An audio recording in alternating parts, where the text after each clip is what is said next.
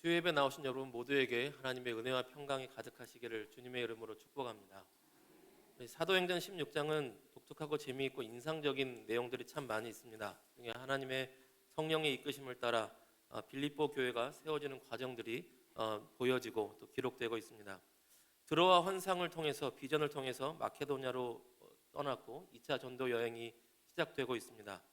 빌립보 성에 도착해서 기도하러 강가로 갔다가 여인들을 만났는데 그 중에 한 믿음 있는 여인 루디아를 통해서 그 온 집이 예수님을 믿고 세례를 받고 빌립보 교회가 세워지는 것을 보게 됩니다.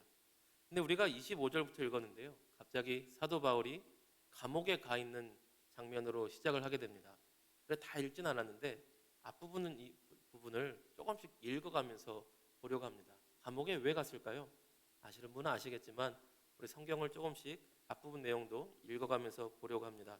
우리 16절에서 18절 말씀 한번 같이 보시겠습니다. 16절에서 18절 다시 한번 같이 읽겠습니다. 우리가 기도하는 곳에 가다가 점치는 귀신 들린 여종 하나를 만나니 점으로 그 주인들에게 큰 이익을 주는 자라. 그가 바울과 우리를 따라와 소리질러 이르되 이 사람들은 지극히 높은 하나님의 종으로서 구원의 길을 너희에게 전하는 자라 하며 이같이 여러 날을 하는지라. 바울이 심히 괴로워하여 돌이켜 그 귀신에게 이르되 예수 그리스도의 이름으로 내가 내게 명하노니 그에게서 나오라 하니 귀신이 즉시 나오니라. 아멘. 루디아의 집과 그 가정 가운데 은혜가 베풀었던 그 며칠 후에 기도하는 곳에 또 가고 있는데 점치는 귀신 들린 여종 하나가 있는 것을 보았습니다. 참 불쌍한 사람이에요. 불쌍한 사람입니다.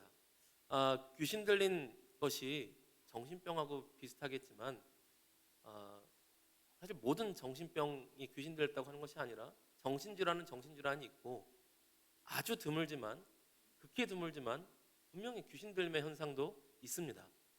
그런데 이 귀신 들림의 현상 속에 이 여종이 얼마나 괴로워했겠습니까? 자신의 온전한 정신으로 자신의 온전한 의지로 살 수 없고 몸도 종이어서 주인의 노예로 살아가는데 영적으로도 정신적으로도 노예가 되어서 살아간다는 것이 얼마나 괴롭고 고통스러웠겠습니까? 귀신 들린 사람들은 종종 자해를 하기도 합니다. 그런데 그 귀신 들린 그 여종을 데리고 점을 치고서 그것으로 돈을 버니까 그 여종을 구해줄 생각도 안 하고 그 여종의 인격, 생활, 행복, 삶 이런 거 전혀 생각 없이 야, 이 귀신 들린 여종으로 점을 치니까 우리가 돈을 버네.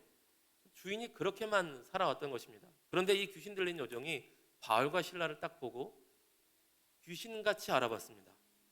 귀신은 귀신같이 알아봅니다. 무엇을 알아보느냐? 하나님의 사람을 알아봅니다. 그 동네 사람들 아무도 몰라봤는데 귀신 들린 사람이 귀신 들린 여종이 바울과 실라를 알아보는 겁니다. 사람들이여 보십시오. 이 사람들은 예수 이름을 전하며 하나님의 구원의 복음을 전하는 자들입니다. 귀신 들린 여종이 귀신같이 알아봤습니다. 맞는 말인데 틀린 말은 아닌데 바울과 실라가 괴로워했어요. 그리고 심지어 예수님께서도 악한 마귀 귀신 들린 자가 이분은 하나님의 거룩한 아들이시오, 하나님의 거룩한 자입니다 이렇게 막 얘기하면 예수님께서 말하지 못하게 하셨습니다. 왜 그러셨을까? 다 알 수는 없지만 첫째로 하나님께서는 그리스도 예수의 이름으로 일컫는 거룩한 복음을 악한 마귀의 권세가 감히 입에 담지 못하게 하십니다. 우리는 쉽게 예수님을 찬양하고 쉽게 예수님의 이름을 말하지만 하나님의 자녀들에게 허락된 특권과 권세입니다. 복음을 전하는 것도 특권과 권세입니다. 감히 마귀의 권세가 그리스도 예수의 거룩한 이름을 전할 수 있도록 허락하지 않으십니다. 그것은 저와 여러분의 특권인 줄로 믿습니다. 근데 또 하나는 마귀 귀신 들린 자가 자꾸 그렇게 얘기하면 가짜 메시지와 진짜 메시지가 섞이게 됩니다. 위조 지폐를 한 100장 뿌려놓고 거기다가 진짜 돈을 딱 놓으면 구별하기가 참 어려워요. 거짓말들을 한 1000개, 100개 뿌려놓고 진짜 말을 딱 그 안에 놓으면 진짜 말을 구별하기도 참 어렵습니다. 악한 마귀가 진짜 말인 것 같지만 그동안 그 사람이 말했던 얘기가 귀신 들린 자의 말이라는 것을 사람들이 다 알아요. 그런데 그 가운데 거룩한 복음이 하나 딱 끼어 있으면 똑같은 취급을 받는 것입니다. 그렇기 때문에 그렇게 하지 못하게 하는 것이죠. 또한 그렇게 귀신 들린 자가 계속 따라하면서 소리 지르면 괴로울 것 같아요. 여러분들 한번 생각해 보십시오. 이렇게 와, 이 사람은 동천교회, 정말 멋있는 권사님이야, 막 따라다니면서 신시가지 가고 있는데, 막 이 사람은 동천감리교회 새벽기도도 나오고 금요기도도 나오고 수요예배도 나오는 정말 믿음 좋은 사람이야. 그러면서 막 계속 마트에 가도 시장에 가도 식당에 가도 계속 소리 지르고 있으면 그냥 상식적으로도 괴롭죠. 그래서 바울이 괴로웠습니다. 참다가 참으면 안 됐는데 상황적으로 참은 것 같아요. 분명히 이 주인들과의 이 이권이 있는 걸 아니까. 그리고 그 자리에서 나사렛 예수 이름으로 나오라. 내가 나사렛 예수 이름으로 명하노니 거룩과 악한 마귀는 떠나갈지어다. 명령하자 그 마귀가 즉시 순종하고 떠났습니다. 그런 악한 마귀의 권세는 그리스도 예수 이름 앞에 무릎 꿇고 당장에 굴복하는 줄로 믿습니다. 여러분, 예전에는요, 이사를 하면 손 없는 날이라고 골라서 이사를 갔었습니다. 어르신들 아시죠? 저희 할머니도 또 저희 어머니도 교회 다니기 전에는 이사하는 날 딱 날짜 계산해가지고 손 없는 날, 귀신이 없는 날, 귀신이 어디 회의하러 갔을 때 모여서 회의하는데 귀신도 모르게 이제 이사를 해버리는 것이었습니다. 살짝 사적인 얘기인데요. 참고로 지난주에 저는 이사를 했습니다. 정말 감사하게 이사를 잘했습니다.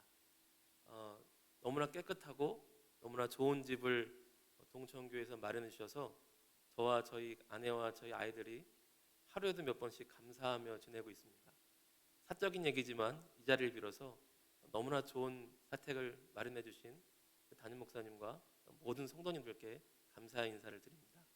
고맙습니다. 열심히 기도하고 말씀 묵상하라고 이렇게 준비해 주셨다고 믿고 있습니다. 열심히 하겠습니다.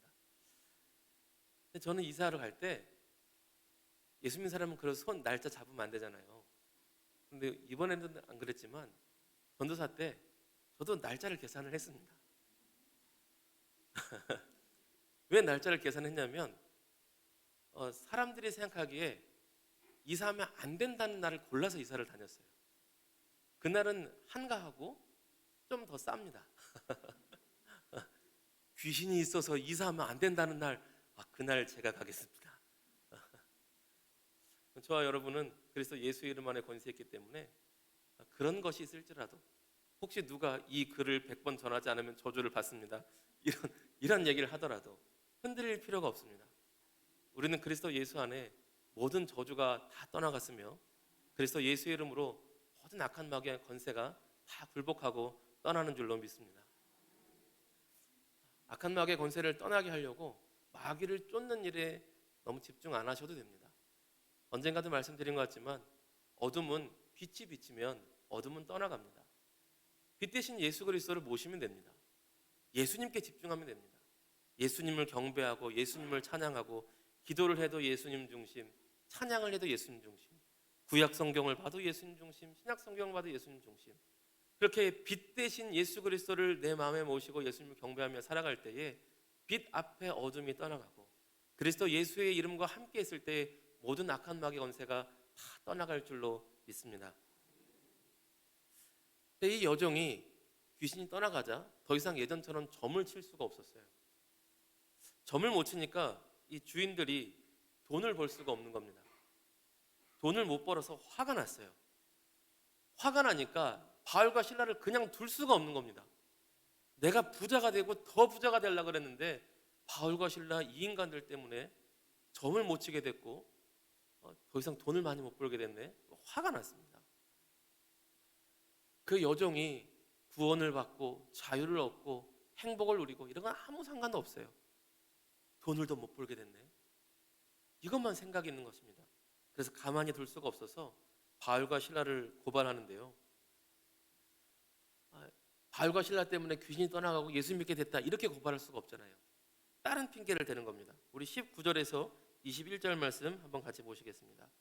19절에서 21절 말씀 같이 읽겠습니다. 여종의 주인들은 자기 수익의 소망이 끊어진 것을 보고 바울과 실라를 붙잡아 장터로 관리들에게 끌어갔다가 상관들 앞에 데리고 가서 말하되 이 사람들이 유대인인데 우리 성을 심히 요란하게 하여 로마 사람인 우리가 받지도 못하고 행하지도 못할 풍속을 전한다 하거늘. 아멘. 정말 싫었던 거는 귀신이 떠나가서 점을 못 봐서 돈을 벌지 못하는 게 싫었는데, 고발하는 그 죄목은 예수 믿기 위해서 자유케 됐다 이런 것이 아니라 로마 사람이 받지도 못할 풍속을 전해서 이 성을 심히 요란하게 한다. 소동죄, 소란죄를 적용했습니다. 소란죄. 로마 사람들에게 소란죄는 큰 죄입니다. 우리나라는 지금 그렇게 큰 죄는 아니잖아요. 소란죄는 그렇게 큰 죄로 다스리진 않습니다. 근데 로마 사람들은 굉장히 큰 죄로 다스립니다. 왜냐하면 정복했는데, 로마가 식민지를 삼았는데 식민지에서 폭동이 일어나면 안 되기 때문에 항상 엄격하게 다스렸습니다. 소란죄, 어떤 신을 믿는 것도 다 괜찮지만 감히 소란죄, 재판도 하지 않고 물어보지도 않고 그대로 잡아가 버렸습니다. 여러분, 이 세상 사람들이 교회를 욕하고 교회를 손가락질하고 싫어하는 모습들이 있습니다. 물론 그 가운데 교회가 실수하는 것도 분명 있죠. 솔직히 있습니다. 그런데 그것도 빌미입니다. 교회가 실수한 것 이상으로 과도하게 많이 욕을 먹을 때가 많아요. 가끔 그런 생각 듭니다. 교회 전국의 성도 수가 많을 때는 1000만 명까지 가거든요. 그럼 5명 중에 1명은 교회를 나온 거예요. 그럼 전국에서 5명 중에 1명은 교회를 나왔는데, 그렇게 사람이 많아지다 보면 믿음이 적은 사람도 있고 실수하는 사람도 있고 범죄하는 사람도 있지 않겠습니까? 1000만 명 중에 몇 명이, 일부가, 어느 교회가, 어느 목사님이 실수했다고 온 교회가 다 나쁜 것처럼 매도돼야 한다는 것이 너무 마음이 아프더라고요. 가끔 너무하면 좀 따져봅니다. 아니, 한국인 중에 살인자 있다고 한국인 전부가 살인자냐? 제가 뭐 그럴 때가 있어요. 한국인 중에 도둑질을 한 사람 있다고 한국인 전부가 도둑놈이냐? 교인이 몇 명인데. 교회가 실수한 것도 있지만요, 사실은 본질적으로 영적인 싸움입니다. 영적으로 싫은 거예요. 영적으로 세상 권세, 악한 마귀의 권세 아래에 있을 때에는 하나님의 나라가 싫습니다. 예수님 믿는 게 싫습니다. 제가 예수님 믿지 않을 때 저희 어머니가 교회 가니까 그냥 화가 나더라고요. 중고등학교 6년 중에 딱 한 번 어머니한테 성질 내고 투정 부리고 막 소리 질렀는데요, 어머니가 교회 갔을 때입니다. 속회 예배를 드리면요, 막 분노가 치밀어 오르더라고요. 막 집을 뛰쳐나갔어요. 왜 우리 집에서 찬송을 부르는 거야? 영적인 문제입니다. 여러분, 우리가 그래서 교회 성도로서 거룩하게 살고 흠잡히지 않게 살아야 되는 것과 동시에, 그것도 해야 되지만 동시에 깨어 기도하며 영적인 싸움도 싸워야 됩니다. 여러분, 누가 싫어하는 사람이 있다고 주눅 들지 마십시오. 당당하십시오. 하나님은 살아계시며 역사하시며 누가 손가락질할지라도 천하 만민 가운데 구원을 얻을 이름은 오직 그리스도 예수 이름밖에 없는 줄로 믿습니다. 그런 이유로 사도 바울과 실라가 감옥에 가게 되는데요, 너무 아프게 감옥에 가게 됩니다. 우리 22절에서 24절 말씀 한번 같이 보겠습니다. 22절에서 24절 같이 읽겠습니다. 무리가 일제히 일어나 고발하니 상관들이 옷을 찢어 벗기고 매로 치라 하여 많이 친 후에 옥에 가두고 간수에게 명하여 든든히 지키라 하니, 그가 이러한 명령을 받아 그들을 깊은 옥에 가두고 그 발을 착고에 든든히 채웠더니. 아멘. 무리가 일제히 일어나 고발하니 상관들이 옷을 찢어 벗겼다고 합니다. 바울과 실라가 갑작스럽게 그리스도 예수의 이름으로 귀신 들린 자를 구원했는데, 사람들이, 군병들이 다가와서 옷을 찢어 벗겼습니다. 얼마나 치욕스러웠을까요? 얼마나 두려웠을까요? 근데 매로 치라 그랬는데 재판 과정도 없습니다. 신문하지 않아요.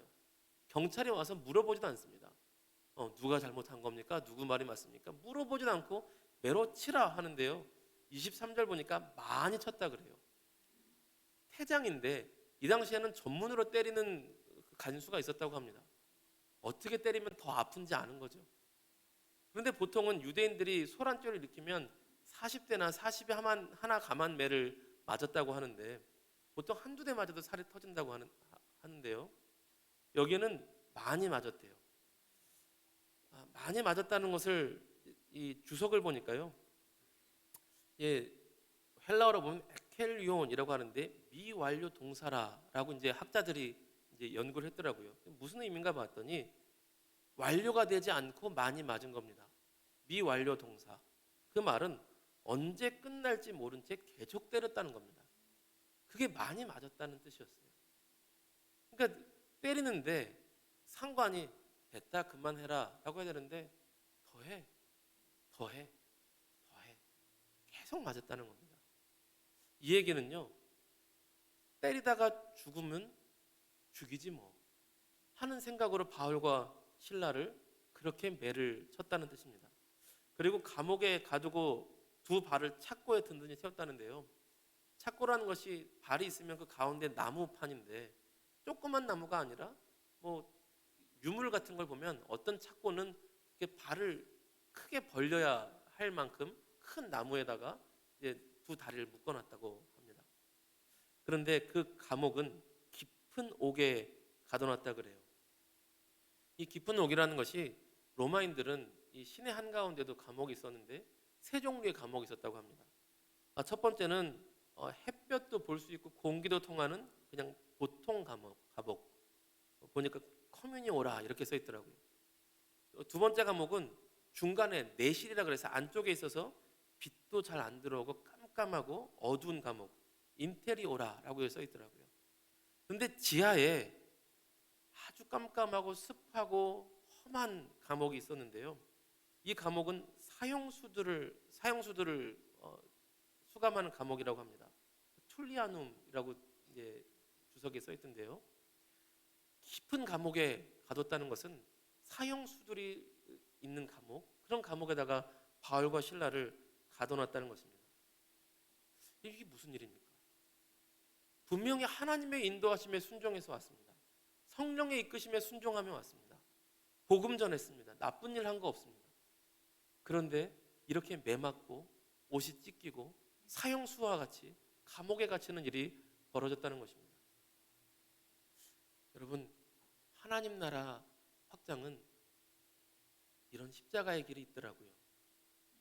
예수님께서만 가신 십자가의 길이 있는 것이 아니라 하나님 나라의 복음, 교회가 세워지고 영원히 구원받고 영원히 회복되며 영원히 살아나는 이 하나님 나라에는 우리가 다 이유를 알 수 없는 예수님께서 억울하게 고난당하신 것 같은 그 십자가의 피 흘림과 아픔이 있더라는 것입니다. 여러분, 우리가 이 자리에서 예배를 드리는 이 길에도 우리 믿음의 선진들이 그런 십자가의 길, 자기 십자가를 지고 피 흘린 길이 있었다고 믿습니다. 아마 우리 동천교회 100년 역사에도 제가 잘은 모르지만 분명히 수없이 많은 고난과 핍박 가운데 기도하며 버텨냈던 믿음의 선배님들이 많이 계실 것이라고 생각을 합니다. 요즘 우리 성경은 금색을 칠하거나 은색을 칠하는데요. 옛날 성경은 빨간색 칠했죠. 제가 어느 목사님께 그 의미를 물어봤더니 그렇게 얘기해 주시더라고요. 자네가 이 성경을 받는 데까지 예수님께서 피를 흘리셨고 또한 수많은 믿음의 선배들이 피를 흘리고 이것이 전해진 것이야. 그렇게 가르쳐 주셨던 선배 목사님이 계십니다. 어쩌면 오늘도 우리가 다 알지는 못하지만 그 가정 가운데서 예수 믿는다는 이유로 핍박받고 예수 믿는다는 이유로 고난받는 많은 성도님들이 계실지도 모르겠습니다. 하나님의 뜻 가운데 있는데도 그런 고난이 있습니다. 우리가 다 알 수는 없지만 왜 그런 고난이 있어야 되는지, 왜 그런 아픔이 있어야 되는지 요셉은 왜 팔려갔는지, 왜 감옥에 갔는지, 다윗은 왜 광야에서 죽도록 위험에 빠졌는지 모든 순간을 다 알 수는 없지만, 그러나 분명한 것은 하나님은 살아계시고 하나님 역사하시며 하나님은 선하시고 우리를 보호하시며 우리를 인도하신다는 것입니다. 하나님의 그 선하신 뜻은 변하지 않고 우리의 모든 것을 합력하여 선을 이루시고 그 모든 섬김과 수고를 통하여서 하나님 나라를 세우시며 주의 귀한 교회, 몸된 교회를 세워가시는 줄로 믿습니다. 참 놀라운 것이 사도 바울과 실라가 찬송을 하고 기도를 드립니다. 우리 25절, 26절 말씀 같이 읽겠습니다. 25절, 26절 같이 읽습니다. 한밤중에 바울과 실라가 기도하고 하나님을 찬송하며 죄수들이 듣더라. 이에 갑자기 큰 지진이 나서 옥토가 움직이고 문이 곧 다 열리며 모든 사람의 매인 것이 다 벗어진지라. 아멘. 한밤중이 되었습니다. 왜 한밤중이 되었을까요? 추측이지만 아마도 바울과 실라가 기절했다가 깨어난 것이 아닌가 싶습니다.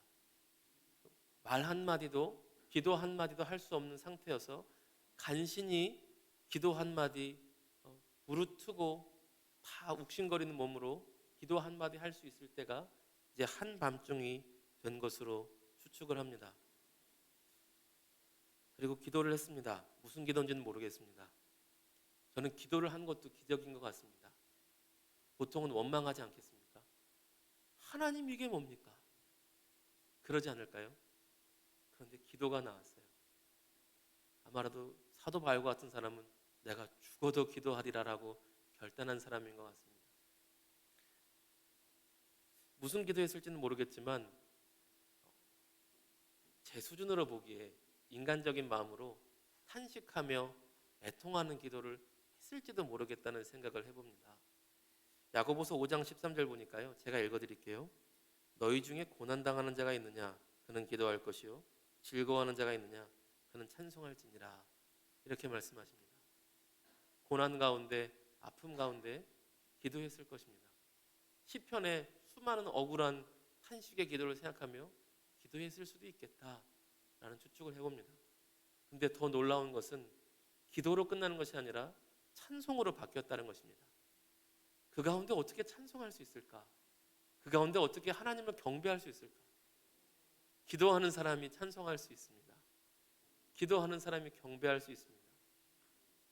더 놀라운 것은 그것을 사람들이 듣고 있다는 것입니다.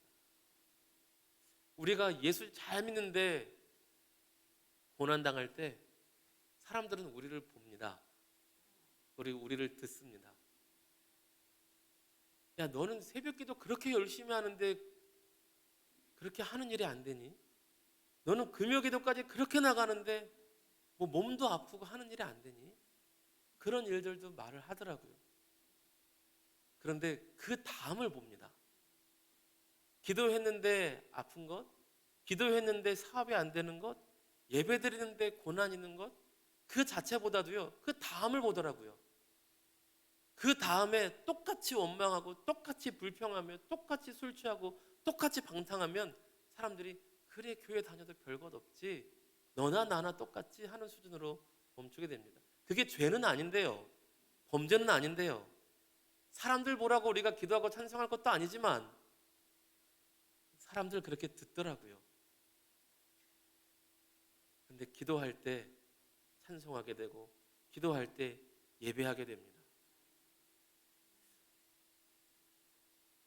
감히 이 수준에 오를 수 있을까라고 생각은 되지만 우리가 이 정도 수준에 갈 수 있도록 믿음의 목표를 삼고 갈 수 있기를 축복합니다.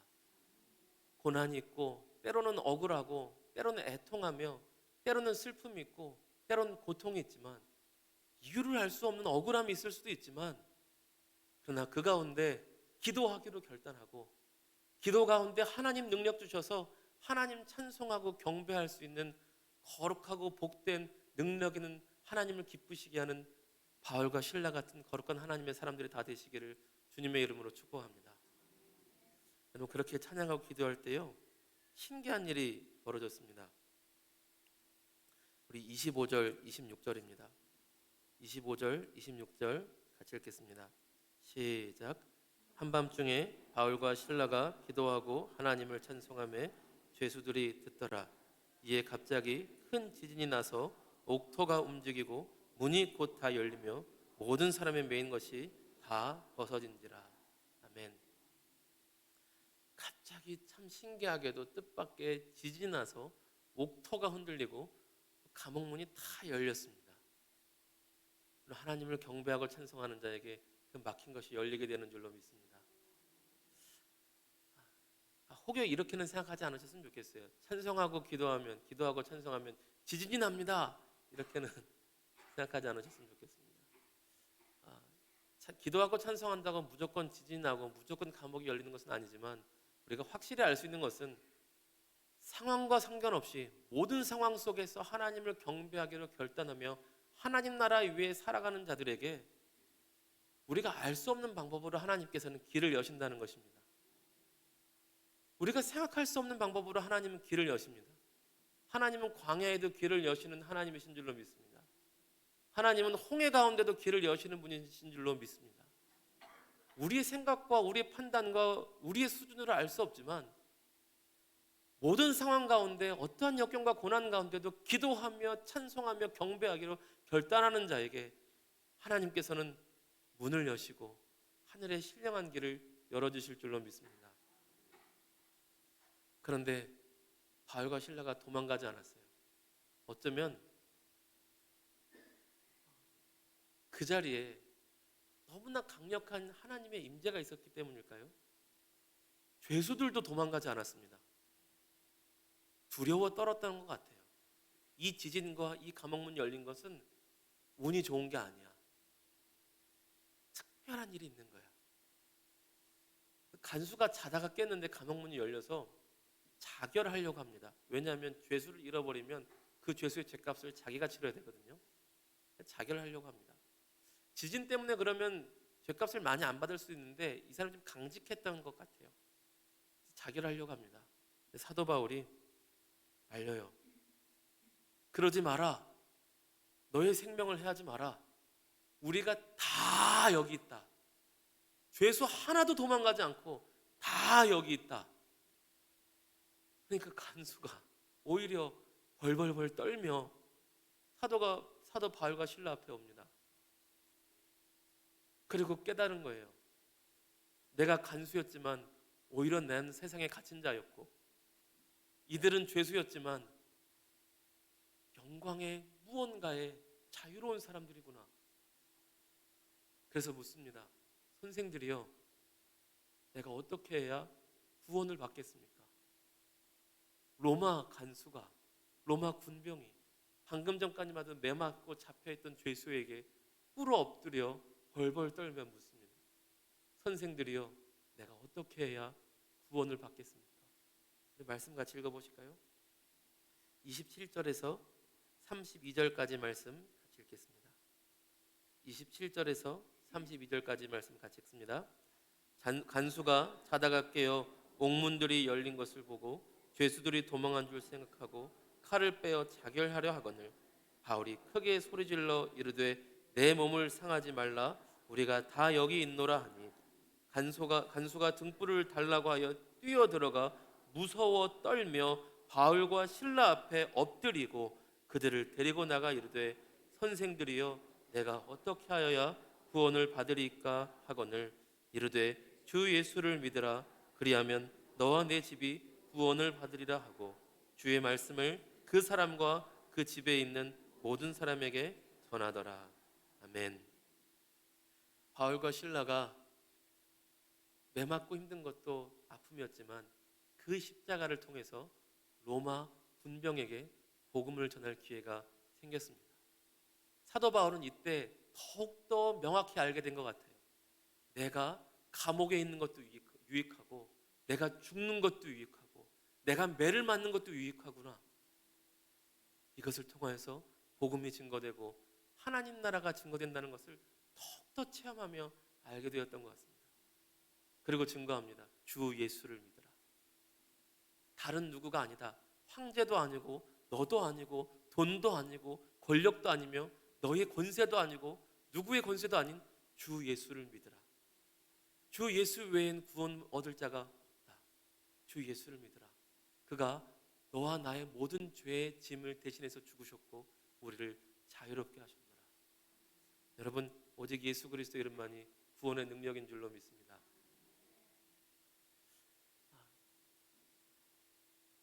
이 한 구절 읽고 설명하고 마치려고 하는데요. 31절 한 번만 더 읽으실까요? 31절 같이 읽겠습니다. 시작. 이르되 주 예수를 믿어라. 그리하면 너와 네 집이 구원을 받으리라 하고. 아멘. 너무나 은혜로우면서도 때로는 질문이 생기는 말씀입니다. 예수님을 믿으면 믿은 나만 구원받는 것인데 내 집이 구원받는다고 말씀하실까? 혹은 나는 예수를 믿었는데 우리 집안은, 우리 가정은 아직 다 예수를 안 믿었는데 이것이 어떻게 된 것일까? 질문이 들기도 하는 말씀입니다.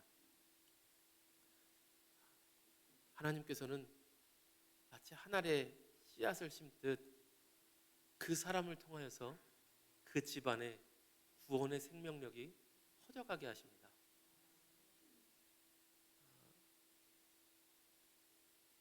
저희 집안에서 예수님을 가장 순수하게 믿었던 분이 누굴까?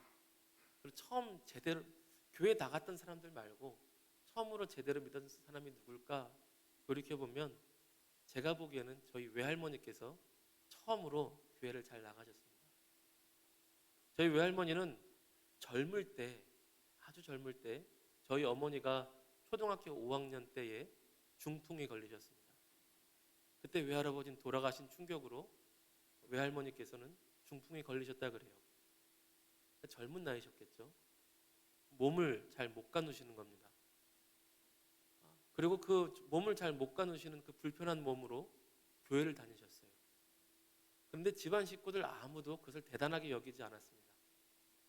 근데 그 불편한 몸으로 새벽 예배를 빠지지 않으세요. 항상 손을 떨고 계셨고 한쪽 다리는 항상 절고 계셨습니다. 남들보다 몇 배가 느리세요. 그 느린 몸으로 새벽 예배를 빠지지 않으십니다. 그래도 외삼촌과 저희 어머니는, 아들과 딸은 별로 개의치 않으셨어요.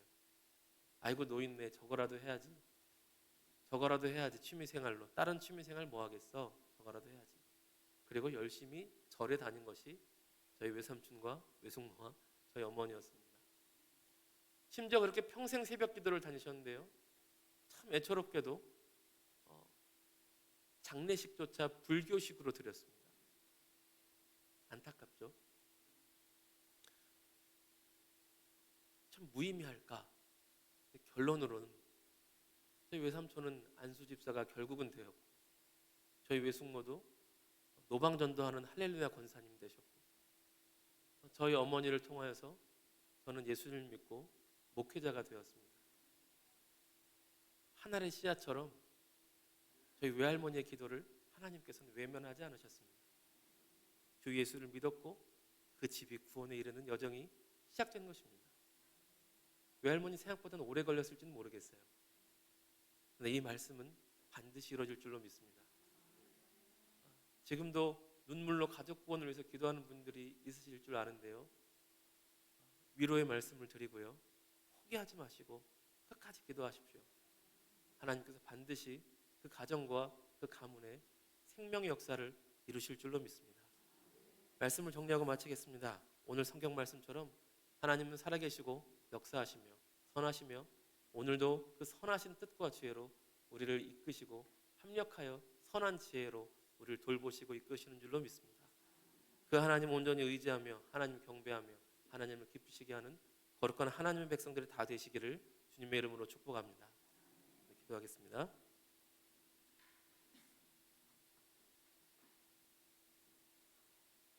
거룩하고 자비로우신 하나님 아버지 감사합니다.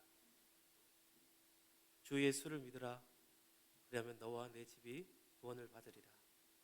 아멘. 이 말씀이 영원 불변한 진리의 말씀인 줄로 믿습니다. 하나님, 때로는 우리가 알 수 없는 고난이 있고 억울한 일도 당하지만 하나님, 간절히 기도하는 아버지, 십자가 지고 나아가는 그런 자기 십자가 지고 가족 구원을 위해서 어떤 소중한 사람들의 구원을 위해서 기도하는 그 모든 간절한 기도가 땅에 헛되이 떨어지지 아니하고 하나님의 약속의 말씀대로 이루어질 줄로 믿습니다.